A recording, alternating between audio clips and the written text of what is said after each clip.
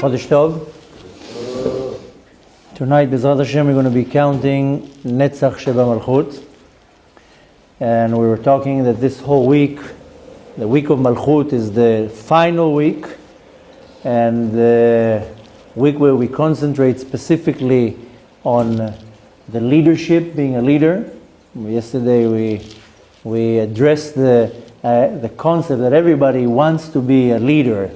Either way you're looking at it, whether it's coming from a positive place or negative place, we all have it in us. And the reason why we have it in us, because we are created in the image of God, and God is a leader, so therefore it makes me a leader by default. Whether I want to lead the whole congregation or just a few people or to control the world, that depends where it's coming from. If it's coming, needless to say, from a negative place, then it will come out something negative. That's most people. But nevertheless, I need to know how to expose the leadership in me. Even if I'm leading 2 kids, it doesn't matter. I'm still the leader. And needless to say that a real leader cares about others and not about themselves. Moshe Rabbeinu didn't care about himself. He cared about anybody else. That's a real leader. Now, a quality that a leader has is control. A leader without control is not a leader. A leader that, I don't think you ever saw a general losing control. President of a country, maybe yes, maybe they go through, a nervous breakdown.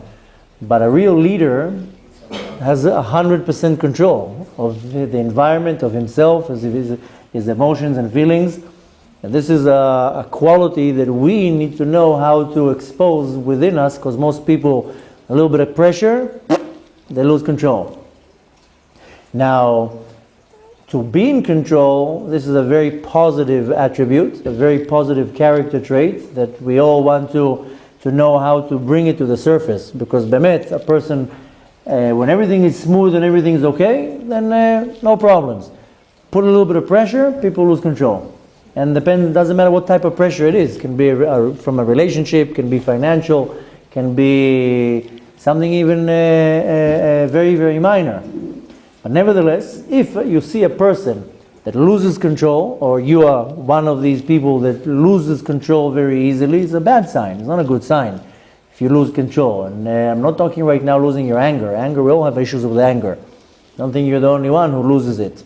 Out in public, everybody's calm and smiling, and nobody sees you in the home, how you smash the teddy bear and whatever it is. When you really lose control, around people, everybody's like nice and smiling. Oh, he's so nice, such a nice person. I can go to the person's private house when the doors are closed. You'll see how people lose their anger. We all have anger. That's not what I'm talking about when you lose control. This is another form of losing control.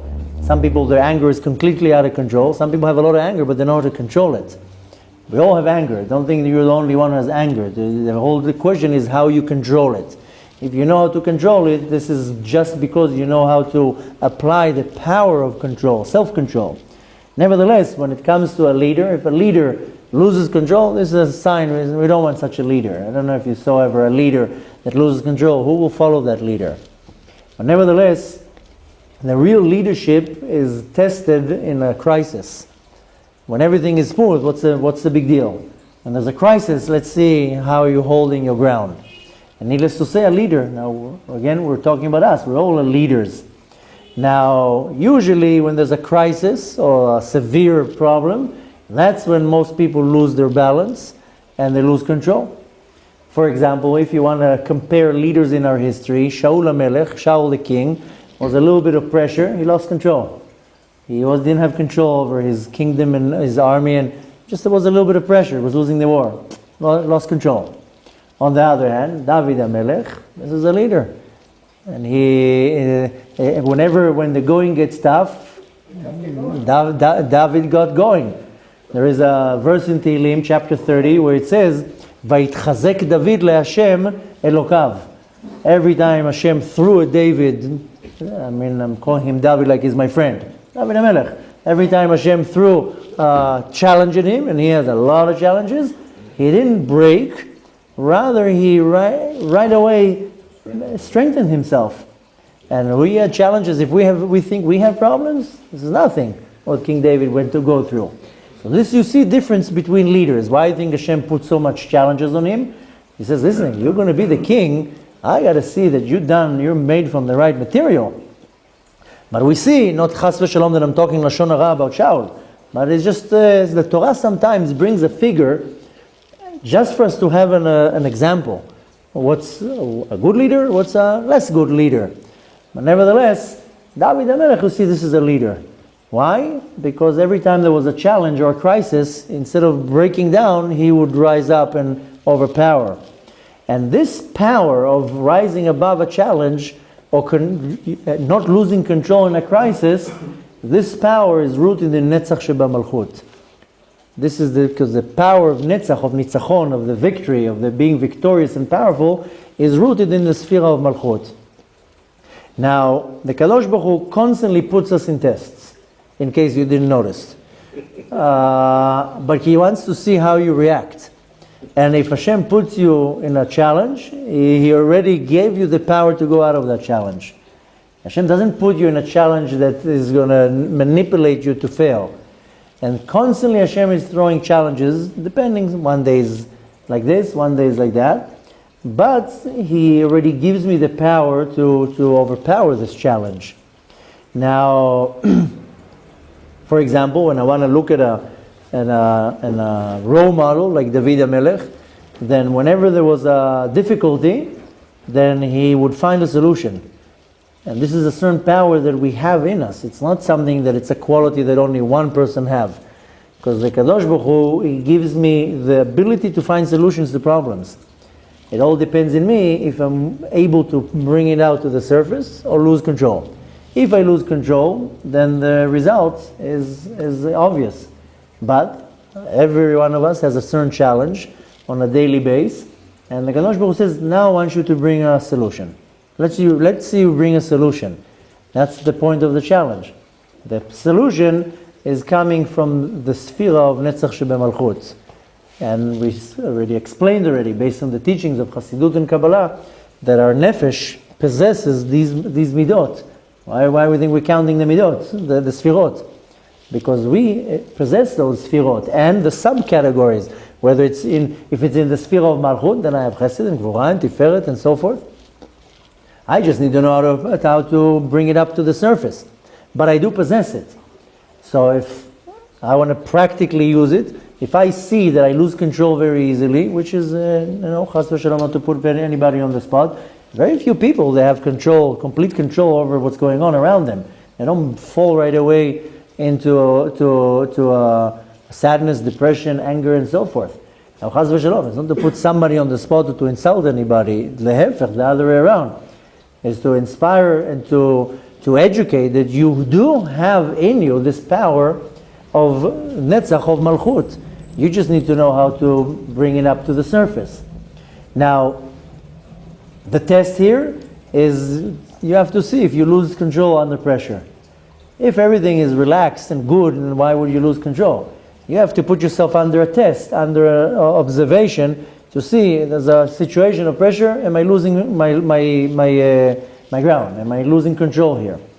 Now, the practical action here is that when I lose control, is to stop, relax, take a deep breath, and to find the solution. If the Kadosh Baruch Hu put me through the challenge, and whether it's, like I told you, it can be financial, it can be whatever it is, in a relationship, in a situation, is not to lose control. It's very easy to lose the control. Rather to focus my power. Yesterday we talked about how you focus your power. Because too much chesed is very good, but it doesn't do anything. Because you don't concentrate the power. The gvura, in the combination of the gvura with chesed, is to know how to center the power, that it's used and utilized the right way. Same thing here. I need to know that when there's a situation, when there's a pressure, and I'm about to lose control, then is to sit and relax, take a deep breath. If you need, take 4 deep breaths, and say, okay, if the Kadosh Baruch Hu already put the situation, He already gave the solution. How am I finding this solution? Under pressure, you're not going to be productive at all. I can tell you from a personal experience, just to give you an example what it means, then I most of my life, at least most of my youth life, I used to train in martial arts. And I got to a very, very high level. I used to train for a long time, from the age of 4. Now, when you get angry in a physical fight, you don't know what you're doing. You're just throwing your hands. There's no control there. And nothing happens. You miss you miss the target. And but when you come and you focus, all you need is one hit. 2 or 3 or 4, and that's it. Now, when you're angry, it's not the way to go into a fight, because you're going from anger. There's zero control when you lose your anger.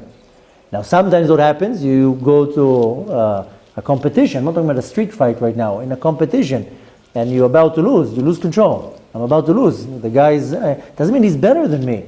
I'm just losing control. And the more you know how to control yourself, then your movements are very calculated. And you don't need to put so much energy. All it takes is one right strike, and that's it. And the same thing even in a street fight. I used to, unfortunately, in my glorious history, was very, very violent, because I needed to see if what I learned actually works. So I was, unfortunately, I was a very violent individual. My friends used to call me boom pitom. Boom in Hebrew, boom is a boom, is an explosion, and pitom is suddenly. So there wasn't a warning. There was a situation, and right away will be a boom. And I like that. So I used to work in clubs and in bars, and I just look for the fights. But when you lose your temper and your balance, then you lose the fight. And when you are very calculated, first of all, you see where the attack is coming from, how you're presenting your attack or your defense. And when you're very calculated, that's why in martial art goes together with a lot of meditation and a lot of self-centered, your focus on your power, because you are totally, what's the word, opposite than valuable?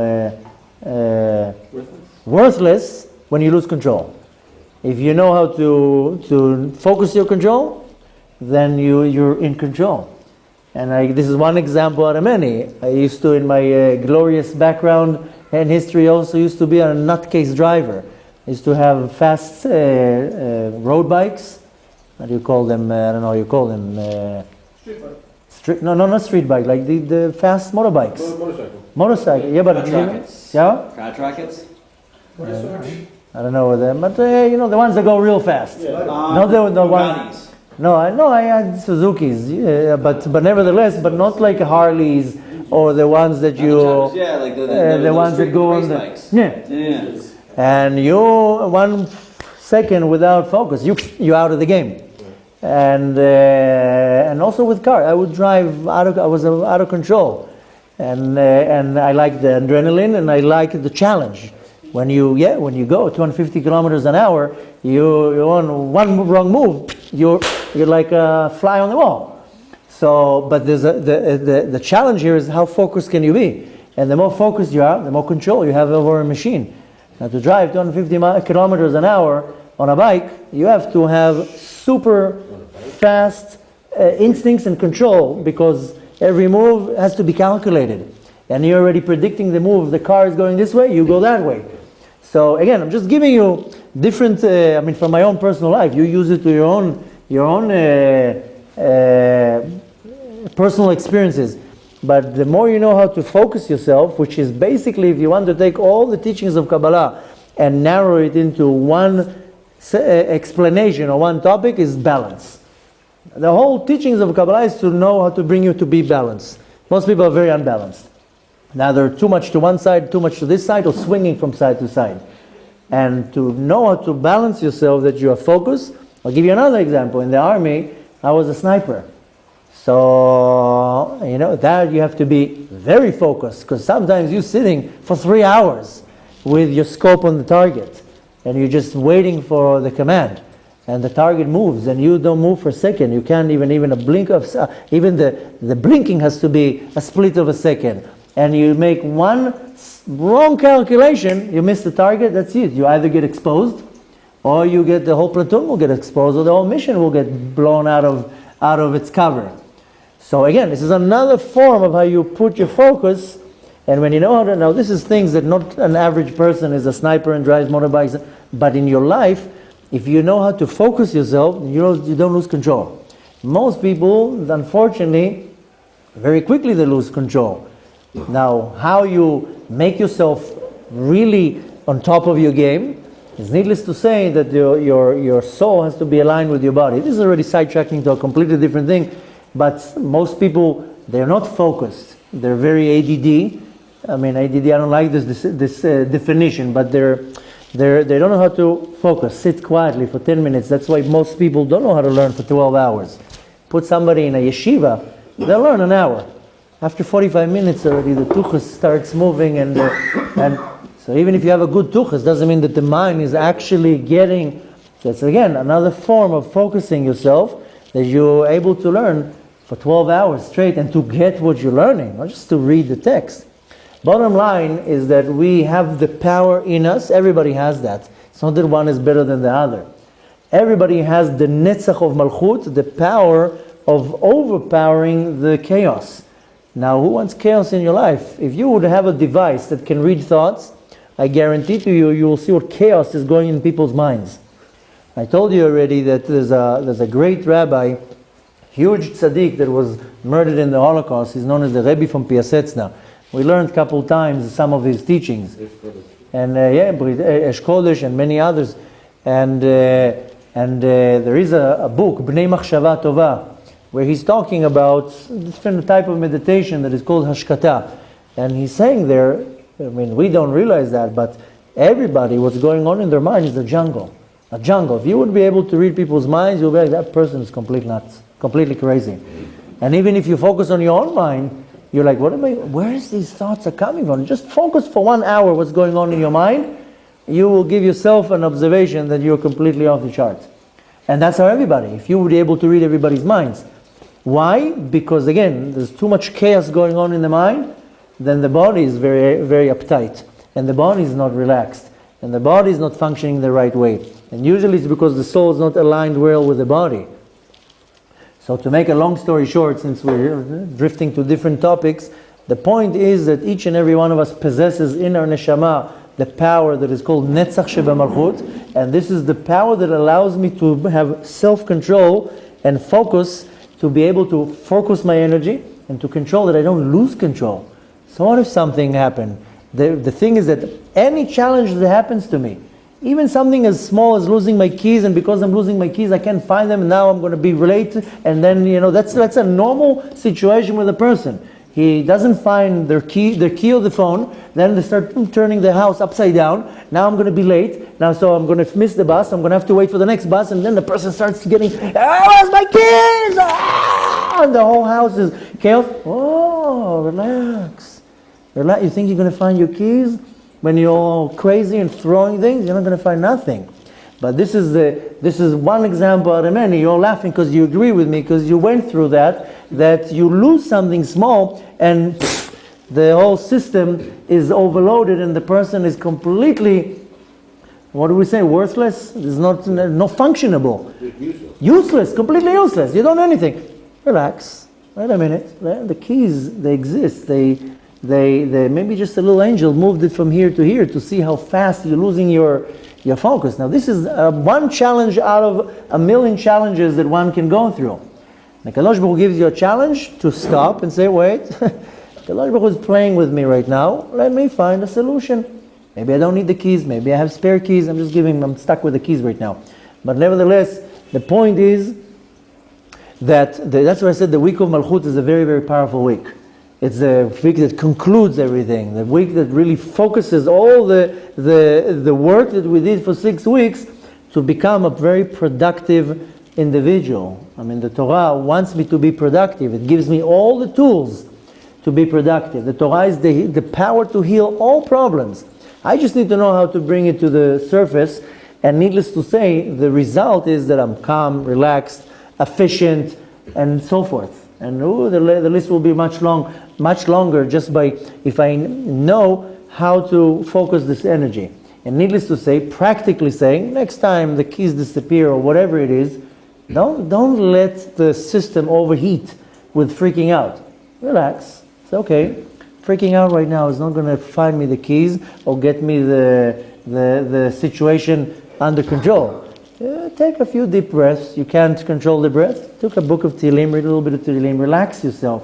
Because once you're not relaxed, that's when you start getting the buildup of anxiety, anger, and stress. They're totally useless. You're not going to do anything. You're not going to be functional at all. Needless to say, what's going to start coming out of your mouth, how your hand movements are going to start being. The person is completely out of control. And needless to say that that's not the point of the test. When you internalize that the Kadosh Baruch Hu is putting me through situations to know how to deal with the situation, I find it that when you take a step back, let's relax, let's observe the situation. Now let's find solutions. To find who's at fault and who to blame, or who or what, doesn't do anything. Rather, you want to find solution. There's a problem. Let's find the solution. It has to be a solution because the Kadosh Baruch Hu brought the problem.